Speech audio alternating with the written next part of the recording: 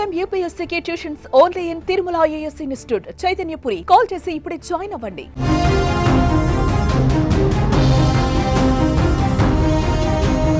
పిల్లల ప్రేమపై కత్తి తూస్తే తిరిగి ఆ పరువు దక్కుతుందా? ఆ ప్రేమను గొడ్డలతో నరికేస్తే పోయిందనుకున్న పరువు తిరిగి వచ్చేస్తుందా?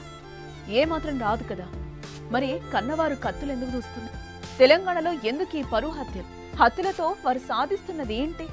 తాజాగా పెద్దపల్లిలో యువకుడి హత్య వెనుక ఏం జరిగింది అసలు?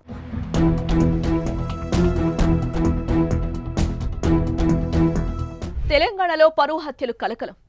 పిల్లల ప్రేమలపై పరువు గొడ్డలి. సూర్యాపేట బంటి మరణం మరువక ముందే మరో దారుణం. పెద్దపల్లి జిల్లాలో యువకుడు దారుణ హత్య.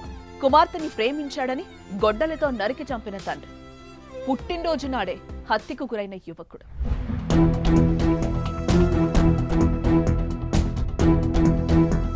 నల్గొండలో 5 ఏళ్ల కిందట ప్రణయ్ హత్య. ఇటీవల ఇబ్రహీంపట్నం సమీపంలో సొంత అన్న చేతిలోని చెల్లి హతం. గత నెలలో రక్తపు మడుగులలో మాల బంటి మరణం. వీరందరి హత్యలకు ఒక్కటే కారణం, అది ప్రేమ. ఎస్, కులాంతర ప్రేమలు వీరి ప్రాణాలు పోయేలా చేశారు. వీరు ప్రేమించిన యువతుల కుటుంబ సభ్యుల చేతిలో కిరాతకంగా చంపబడ్డారు. ఇప్పుడు వీరి సరసన చేరాడు పెద్దపల్లి జిల్లాకు చెందిన సాయి కుమార్. ఆ యువకుడిపై ప్రియురాలి తండ్రి గొడ్డలితో కిరాతకంగా సాయిని నరికి చంపేశారు.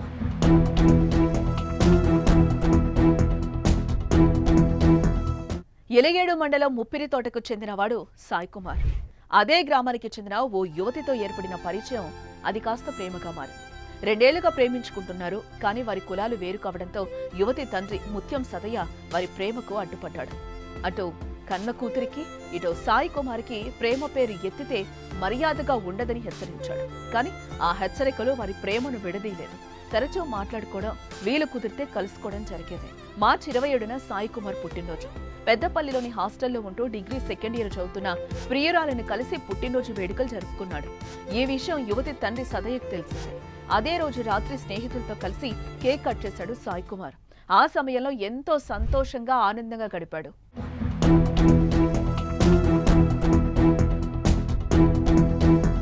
అటు పుట్టినరోజు కావడంతో సాయి ఆనందంగా ఉండగా, ఇటు యువతి తండ్రి కోపంతో రగిలిపోయాడు. కుమార్తె వద్దకు వెళ్లి పుట్టినరోజు వేడుకలను జరుపుకోవడాన్ని తట్టుకోలేకపోయాడు. ఎలాగైనా చంపేయాలని భావించి రాత్రి 10 గంటల సమయంలో గొడ్డలి పట్టుకుని బయలుదేరెళ్లాడు. స్నేహితులతో కలిసి ఉన్న సాయి కుమార్ పై ఒక్కసారిగా దాడి చేశాడు. తనను చంపొద్దని వేడుకున్నా వినలేదు. సుమారు 200 మీటర్లు వెంటాడి సాయి కుమార్ను హతమార్చాడు. అనంతరం అక్కడి నుంచి వెళ్లిపోయాడు. వెంటనే సాయి కుమార్ను ఆసుపత్రికి తీసుకెళ్లి చికిత్స అందించినా ప్రాణం దక్కలేదు.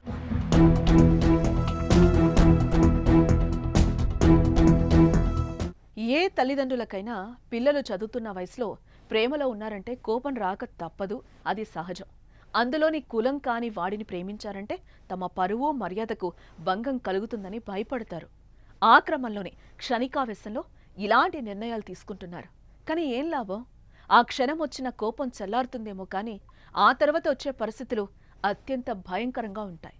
హత్యతో పోయిన పరువు మరింత పోతుంది కదా. నలుగురికి తెలిసిన ప్రేమ గ్రామం, మండలం, రాష్ట్రం దాటి నిపిస్తోంది కదా. కట్ చేస్తే జైలు జీవితం, కుటుంబం చిన్నాభిన్నం.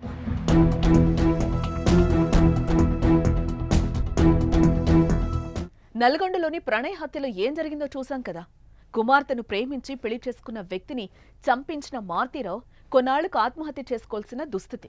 హత్య చేసిన వారికి జీవిత ఖైదు. పరువు కోసం పాకులాడి జీవితాలే పోయాయి.